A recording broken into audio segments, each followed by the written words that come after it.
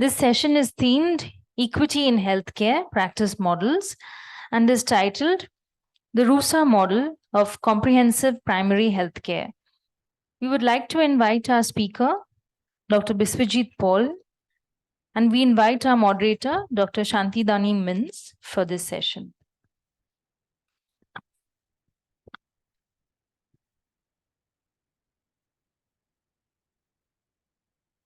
Good morning, everyone again. It's my pleasure now to introduce Dr. Biswajit Paul to the participants of this conference. Dr. Biswajit Paul currently holds the position of Head of Department of RUHSA. He's a professor of community medicine. His MBBS and MD studies have happened in Orissa. He's a Bengali from Orissa. But subsequently, he's completed his PhD last year on global health. His research is in chronic respiratory disease from the University of Edinburgh. He's been in CMC since 2013. After completing a few years in various medical colleges in Orissa, he's been in RUHSA ever since, and he's been working in many areas, but largely he's worked on many chronic illnesses on his personal capacity. We're happy that Biswajit is here to present the RUHSA model.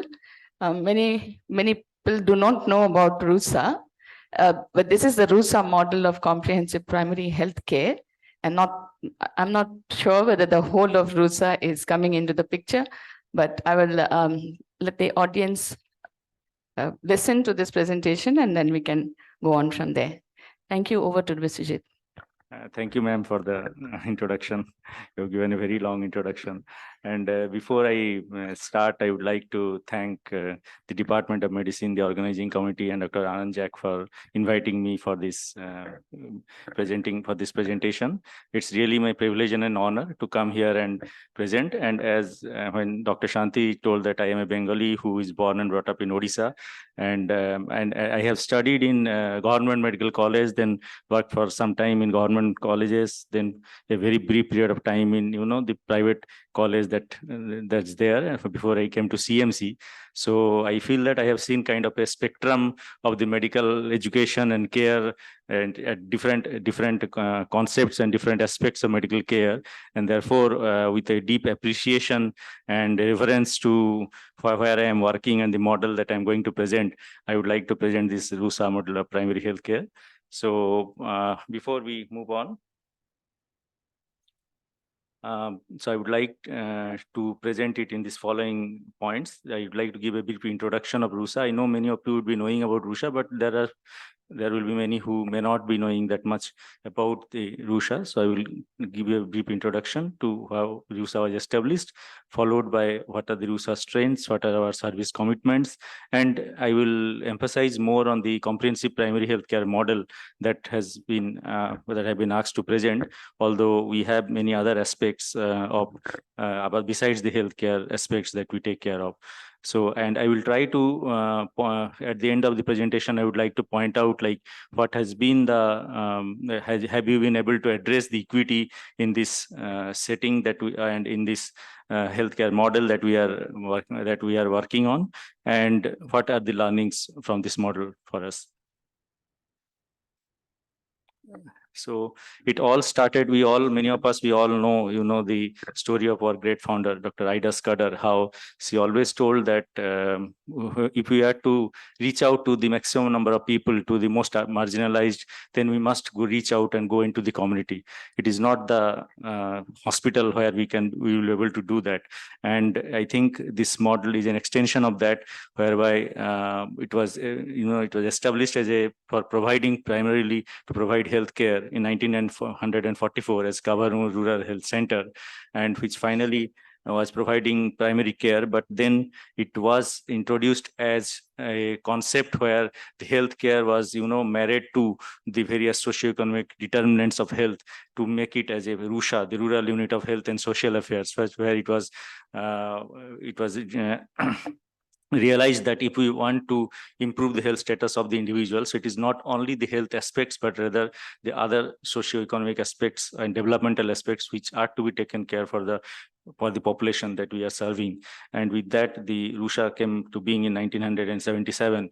And I would like to acknowledge here that because I was also hearing about my previous presenter who was saying how it was a challenge. So I would like to acknowledge that it has been the CMC's commitment to serve the marginalized and the underserved population. And in a large part, we are grateful that CMC has always provided that support, that financial support to us to make it a model where we are able to provide quality care in a subsidized manner, and I hopefully at the end of discussion in an equitable manner as well.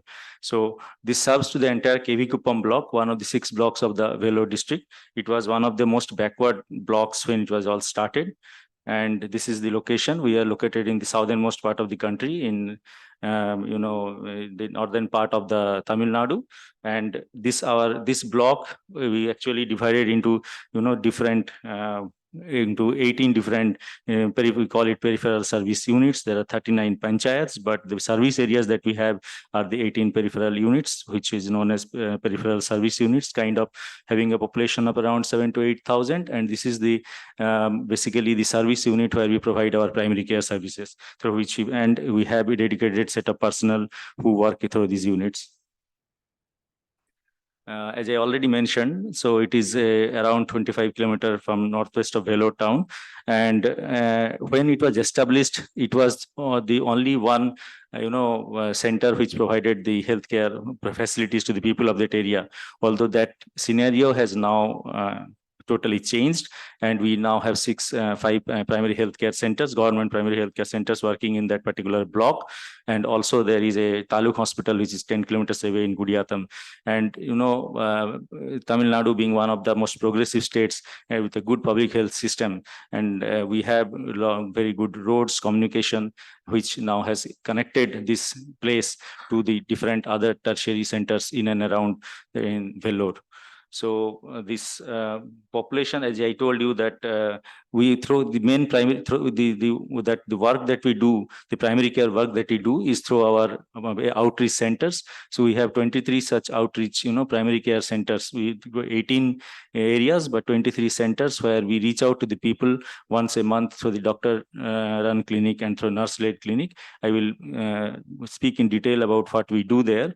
But this is what is the structure of the RUHSA model.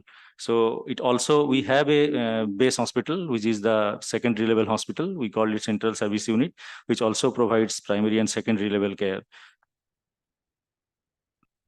So coming to I think my previous speaker has pointed it out already, that it's the people, the personnel which makes a particular model successful. And therefore, I would like to emphasize that it is the strength of RUHSA has been in empowering and working with the local community. We believe in working for the community and along with the community. So we have an integration of the medical professional with the non-medical professional, that is the doctors, community health nurses, and the nurse practitioners providing the health care along hand in hand with the non-medical personnel, whom I would like to say that the backbone of our healthcare system. We have the family care volunteers, we call them the FCVs, who are chosen from the very locality. So one for 100 to 150 households, that is one per village, chosen from the local village, so that they have an ownership towards the health and towards the health system that they work for. And there are another category of volunteers which are known as the health aides. So they are a little more educated, I would say, but around, they are around +2 or more than even they are now graduates nowadays. We are taking them as graduates. They are meant to supervise these health aides and help them and aid them in getting the vital information of health related information that we require from the community. So the important aspect of this is that both of them are volunteers, and the motivation for them to join is to be a part of this system, which helps in which they feel that they themselves contribute to the health of their community, one, and second, it also helps them in identifying themselves and in improving the status that they hold in the community. It is a kind of an empowerment that they feel, and a sense of happiness that they feel for doing for their their own community towards health. We have also the rural community officers who are actually, these are not volunteers, but they are being paid personnel from the CMC, and they are kind of liaison officers for all our health related programs and other socio-developmental programs that we do in the community. So they are the ones who provide the information and coordinate the camps, they coordinate the different sessions that be it education sessions or be it the primary health clinics that we run. So they are the ones who are the people who do all this. If we look at, just to give an overview of what are the different service commitments that we do, so we can broadly divide it into 4 different areas, of which I will only be, concentrating on the primary health care with some community development aspects related to health. But basically, we have 4 different aspects or areas which we work with, if we can divide it in that way.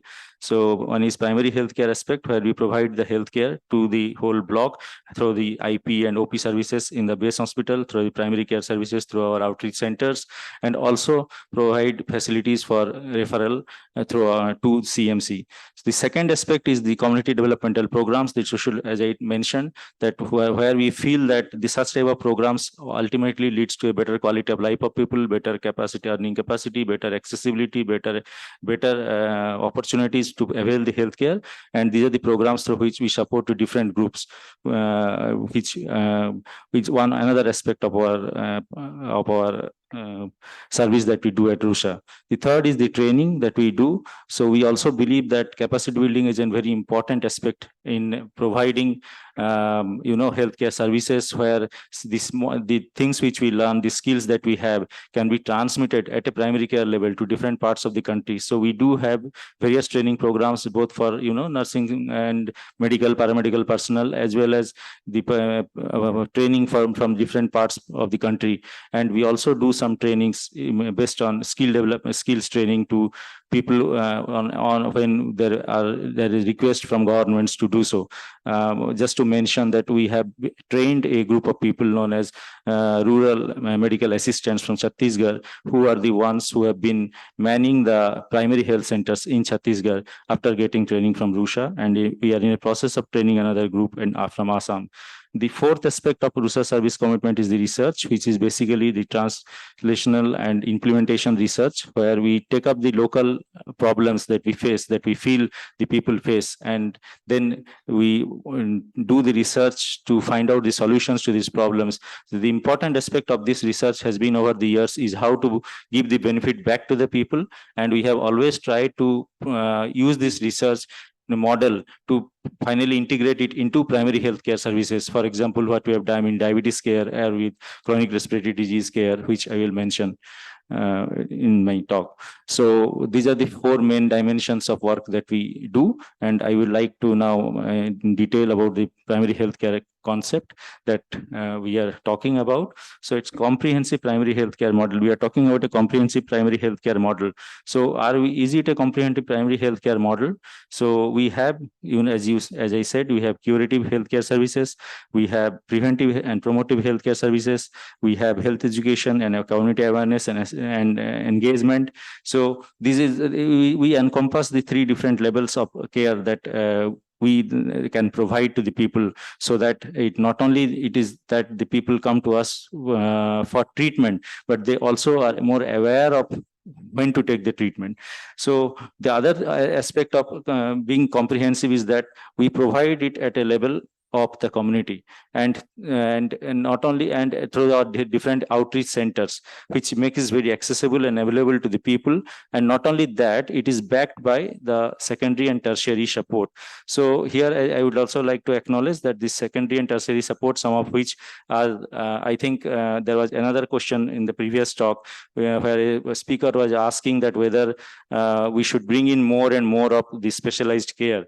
So my take would be on this is that we definitely require cadre of people where we are able to provide this secondary level care or at the primary level through the expertise that we gain over the years. I will give you some examples of what we have done in RUHSA, but definitely tertiary care or more specialized care support is also required, and how that is helpful or equitable. I will come to it when I am talking about the specialties. So the comprehensive healthcare throughout the lifespan approach, ranging from the birth with ANC care, child care, pediatric services, nursery services, to that of the adult and to elderly care, specialized elderly care for the elderly. So, and then it is a need-based and integrated into the primary care. So as I said, it's always need-based and it's very integrated. To give an example, we have the ID services, infectious disease services, wherein the TB patients, the HIV patients, they can all come in. So it is not a specialized center for a TB or for HIV where people fear or they have a stigma to go to. So it is integrated into the primary health care where they can all walk in freely and get the care. So, and also this incorporates the various determinants of health and encompasses the physical health along with the economic and socio-economic developmental programs that we have. So this is the model that I am going to speak about. If we come to the healthcare services, at the secondary level, we have a hospital, which is a 70-bedded hospital, which have an outpatient and inpatient facilities and casualty or an emergency care services. We have nursery for neonates, pediatric general medicine, and obstetric wards. So when I was saying that when we have this specialized services, so some of these specialized services, how are they, do they provide equity to the people? So if we look at the services, for example, let's say surgical services or even the obstetric services being provided to the people at that locality, or the gynecological surgery that is being done, the ENT services being provided, the ophthalmology services that are being provided. So it is if you refer people for every of the specialty that or the problem that the people come across, then it really becomes difficult for the people. And imagine from areas which are more marginalized, where there is less opportunities for people of such areas to move into tertiary care hospitals for initial small ailments and to navigate through that system, where it involves a lot of time and money. But the same care, when it is being provided in the primary care setup, so it becomes much more easily accessible to the people, affordable to the people, and much more opportunity to the people to access that care. So this is what I can say, that when we have the secondary specialist units which are being backed by from our CMC tertiary care center, has provided an excellent opportunity of equitable distribution of healthcare to the people of that area to make it more accessible and affordable to them. So these are some special care services which are specially run by both community health physicians. So we do have community health physicians, 6 in our 7 now in our center, and we have a pediatrician, we have OGCN, and a family medicine physician. So, but my view is that there are certain aspects which can be used as in a primary health care without going into the specialist services. To give an example of diabetic care, so people may argue in both the ways, so that we should go to an endocrinologist to have the services for the diabetes. But I think there is a need of a training also at the primary care level, where we detect we can easily screen, detect, and treat cases of diabetes, which are the initial cases without much of complications. Which and when you treat them at a very early level, then the development of complications or development of the more complexities always it gets reduced to a extent. And the people who are screened out and go to the tertiary care center are the ones who really require that kind of services. So my take is that definitely there is a need where a multidimensional doctor is required, who can be trained into looking into the common health problems. I don't say that we have to look at everything, because it will also be overburdening of that primary healthcare doctor, but basically to look into the aspects or the health problems which are commonly prevalent in that community, and then have the training in those kind of specialties. For example, we have the respiratory wellness clinic, which we developed over the last 4-5 years. So whereby we are now using a spirometry for diagnosis, we are using the latest guidelines, the protocols that are given for treatment of these patients. And the same patient need not always come to a tertiary care center for getting this treatment when they are able to get it at the primary care center or secondary, at the primary secondary level. So these are some of the examples which I feel that brings about more equity and accessibility to healthcare in primary care setting. Similarly, we have the infectious disease clinic. I already talked about the TB, HIV. So where we can follow up such patients, the compliance is much better, and these all help us in providing a greater reach to the people, and being more nearer to the people. It provides a very good sort of the two-way communication, where the faith or the belief of the people in the system increases. So similarly, the antenatal clinics, the ANC clinics, well baby and immunization clinics, and the elderly clinics. These are some of the special clinics which are being run as community physicians or family physicians in our department, where we have trained ourselves to provide services for such specialties. As I said, our strength is also to provide the outreach or primary care services. We have 23 outreach clinics, which we also call as mobile clinics. As you can see, there is also a mobile van. So we have some buildings known as CHU buildings, which are our own buildings, and also we do operate through some of the buildings through in cooperation and collaboration with the community, the panchayats, who provide us those buildings to help us hold a monthly doctor-run and nurse-led clinic in those buildings. So besides the buildings, we also realized that there are areas which are so far-flung, hard to reach, and people who are not able to reach these because of different physical disabilities or lack of social support, that they also require medical help. And that's why the introduction of the mobile van, which can go to such far places where people cannot come to these clinics, to the community clinics. And these are the model that we have developed so that we can increase the reach to the people, to the make it more accessible. And we have a monthly doctor-run clinic whereby the common ailments that are being seen, screening for diseases is being done, chronic disease treatment is being given. So and maybe some patients are referred back who are required for specialized treatment to the secondary level hospital. So our strength is also the nurse clinic. The nurses are the ones, the nurse and the nurse practitioners. So it's a very, I think, a good concept which has not taken up much in India. But a nurse practitioner is someone who can provide, the basic primary level care, know what are the common ailments of the community, tell them immediately that for which problems they should need to go to a hospital, and provide some very simple basic medications like paracetamol or medications which they can provide for immediate relief of the problems. So this is a concept, I think, which can provide more equity and accessibility, and this is one which we need to take forward much further. So, and we do have house visits by nurses, RCOs, health aides, depending on the type of the cases that we had. Maybe the patients, who require a specialized, they have some complications of diabetes, or they require a follow-up, or physiotherapists taking care of people who have a stroke and had undergone treatment at a tertiary center and had come back to their homes, but require a prolonged care. And they also require, the appropriate, I would say appropriate technology, whereby in their own community they can be helped to make them more mobile and make them towards rehabilitate them. So these are some of the activities that our physiotherapists and occupational therapists do, and this is something which I think is a concept which we can take forward. So, and we have as I told, the FCVs and the health aides, who are one of our backbones, collecting our vital statistics to know about the health status, through which we regularly do through our monthly meetings.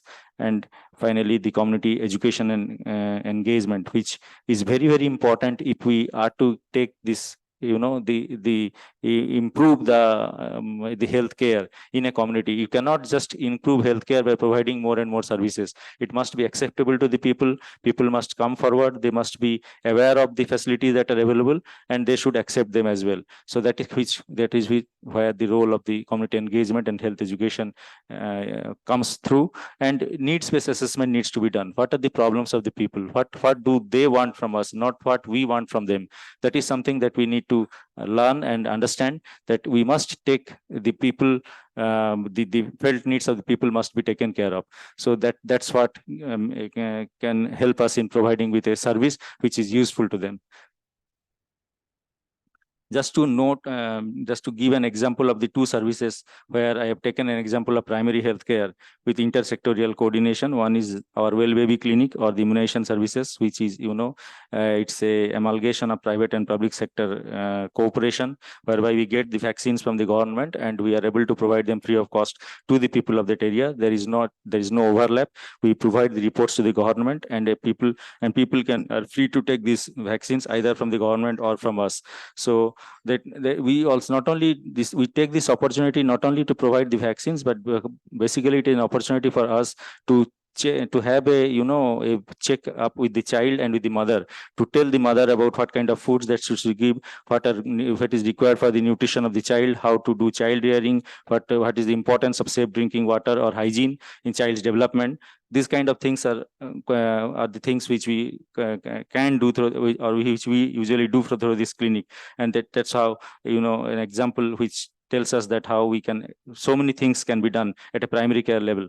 The other example I was telling you about the diabetes program, where it is a community-based comprehensive diabetic program where we use the healthcare workers or healthcare health providers of the community, the volunteers, to in a educate, screen, refer and follow-up model. So whereby we use the community volunteers, train them, who can do the blood sugar checkup with the help of a glucometer, who can do a blood pressure checkup. So, and when there are red flags or when are parameters when they need to send, they send it to the the hospital for the people to be treated. Not only that, these patients who are treated or managed in the center are being followed up regularly by these healthcare volunteers in the community. These people need not come to the center for their checkups, but rather they are being followed up through the checkups being done by the healthcare workers, and they are being followed up in the healthcare in the community if their blood sugar levels are normal, and they get regular medicines through the mobile clinics that we have, with an annual checkup for an annual checkup in the community. However, if the health workers detect that they have an abnormal blood sugar level, then they are being referred to the center. So this is a model where we use the people of the community, the health volunteers, to take care of the health of themselves, and then and it's quite a successful model. Along as I said, along with the specific health services that we provide, there are certain activities that we do which are linked. We may not say it is directly linked, but it is linked to health, not directly health activities, but it is linked to health. So one of the program which is very close to our heart is the comprehensive program for the elderly.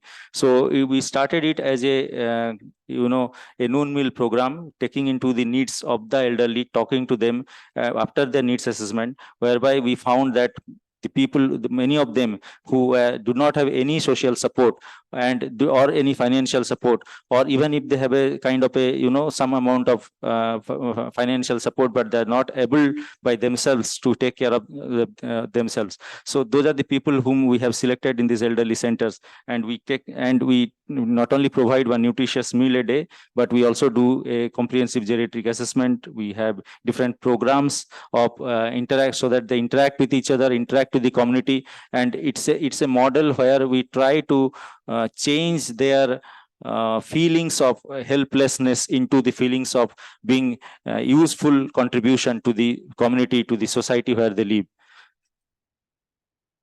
Another aspect of our community health aspect is the RUHSA Community College, where we have vocational training for the youths of that area. Basically, the youths, who are past class 10 or 12, they have not passed or not failed, people who have failed and they are not able to do higher studies, or people who do not have the financial capability to go into universities. So such youth who we try to provide a vocational training program through an accredited course, whereby they are provided training for 6 months, and after 6 months of training, they are then have a 6 months of internship through which they can they can hone their skills. And it's an opportunity that we take not only in providing these vocational skills, but also we try to do a professional development how and refining them. So it helps not only in changing their own lives, but also the lives of their families and the whole community as such.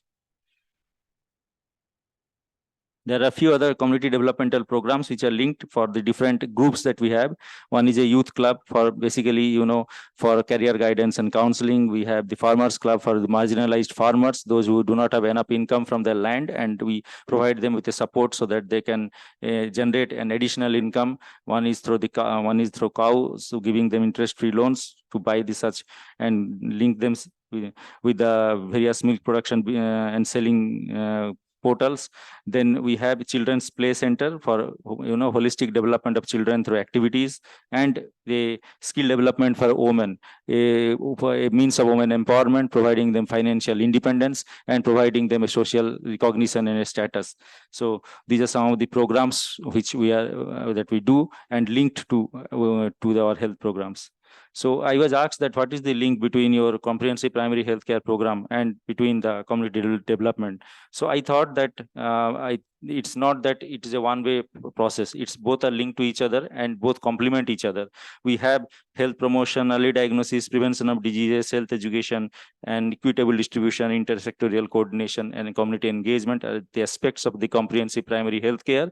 And all of these basically help in improving the health status, in quality of life, in economic and social development, and in also making a community more vibrant. And the vibrant community, with a more economic and social activities, are always better off in health.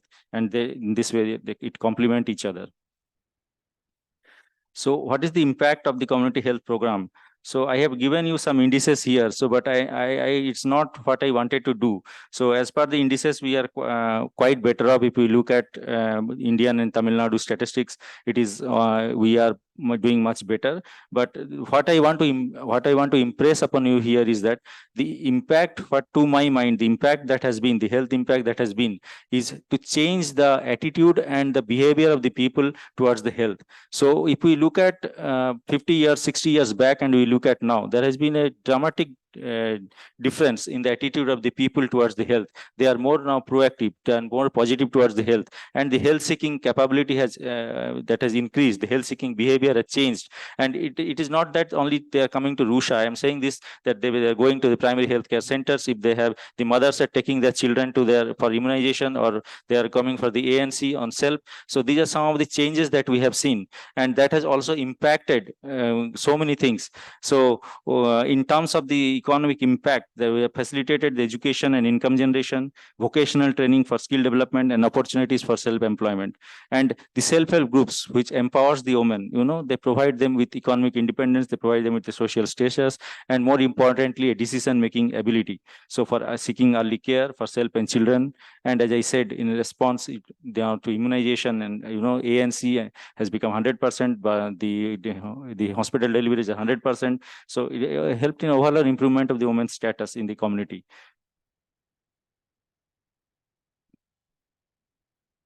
So does the RUHSA model address equity?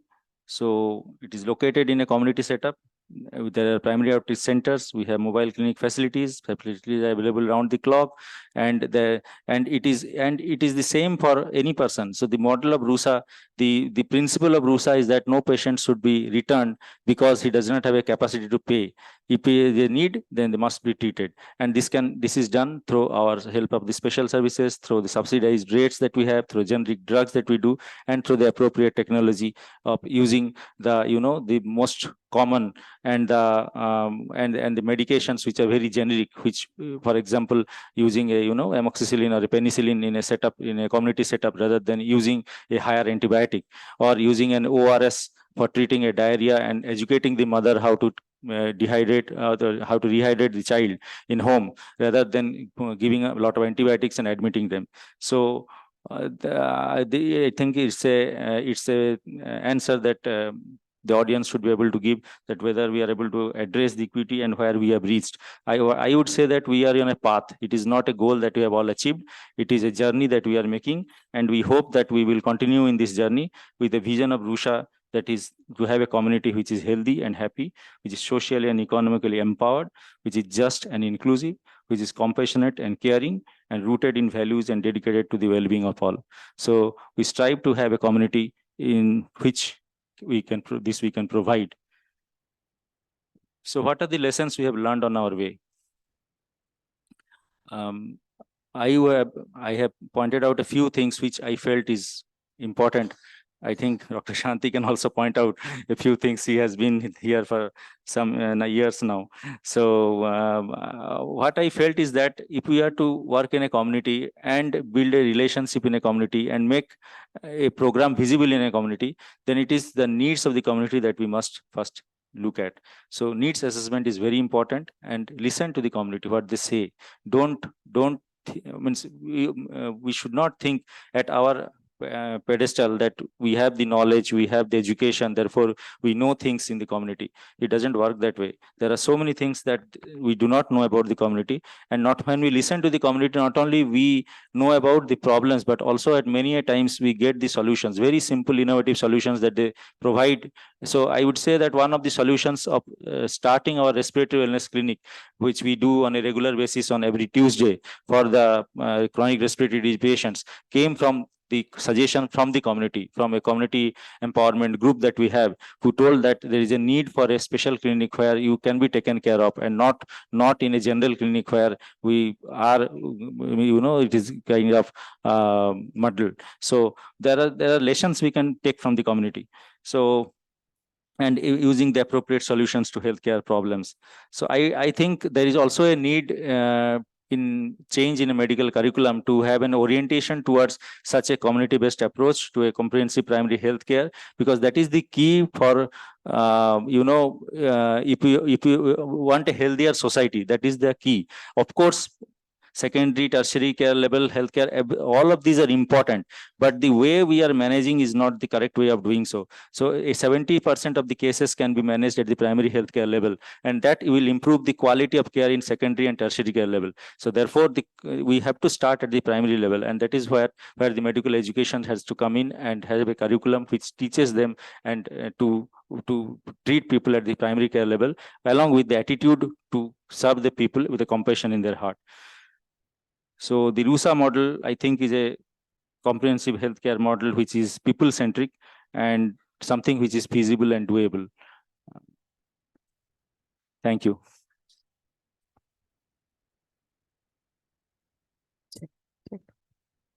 Thank you, Dr. Biswajit. And I'd like to ask if there are questions. Yes.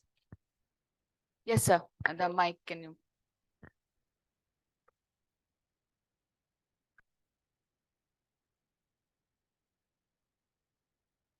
Thank you, sir, for your wonderful presentation. It was very insightful.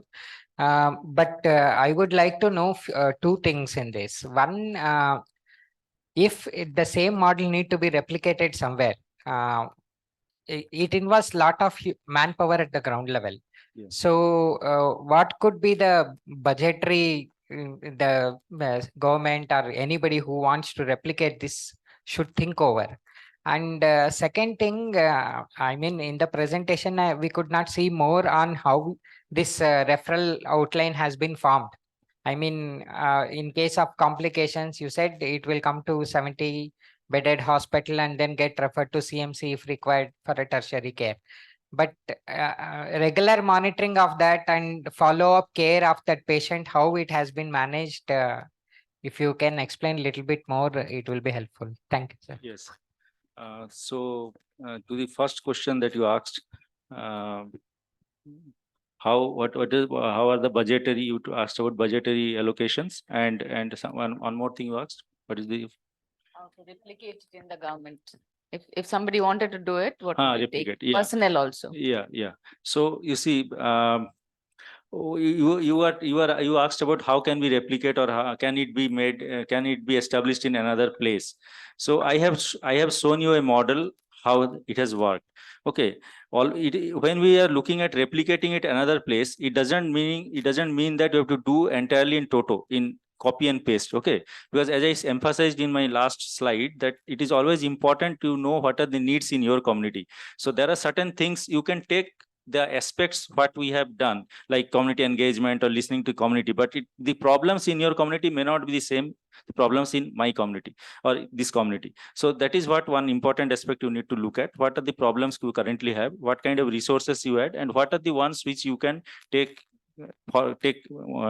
care of. So, and when you come to budgetary allocation, you see, this has not happened in a single day or a single year. It has happened over many years, going to be almost 50 years now, and it required a vision of many pioneers to do that.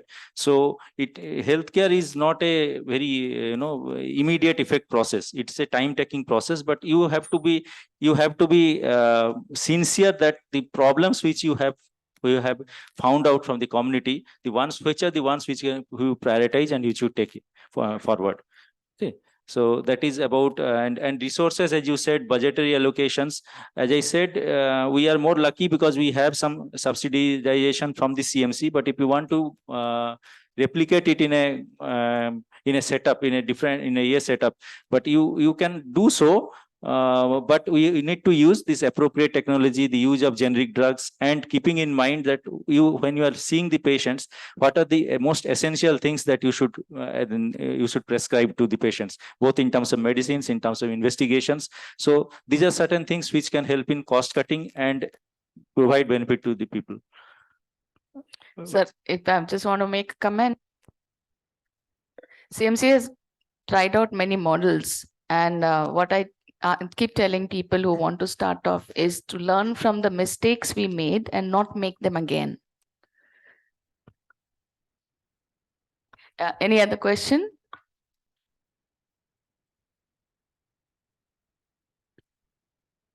Thank you. I just wanted to make a comment. I had asked the person who started off with RUHSA, and Dr. Dalip Mukherjee, when I took over as head of RUHSA, isn't there a time then we stop doing development work? Because when we're working for many years, there should be a time to say, okay, we've done enough. So the wise man told me, the development needs will change, but the need for development will continue. So therefore, we have to understand and listen, as Biswajit said.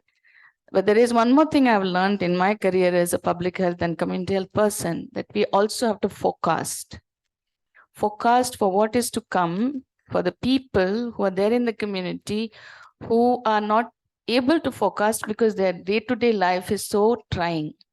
So we are people who are entrusted with that responsibility to forecast of things to come in terms of health, in terms of developmental challenges, in terms of the gap that keep on increasing.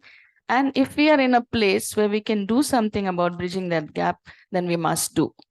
So that is what I have learned in many years. And I would like to encourage everybody, whichever field they are in, to look at what we need to do wherever we are. Thank you very much, Dr. Biswajit. Thank you. We would like to especially thank Dr. Biswajit for your talk and Dr. Shanti Dani Mins for moderating this session. We request Dr. Shanti Dani to please felicitate Dr. Biswajit on behalf of the Department of Medicine. Thank you.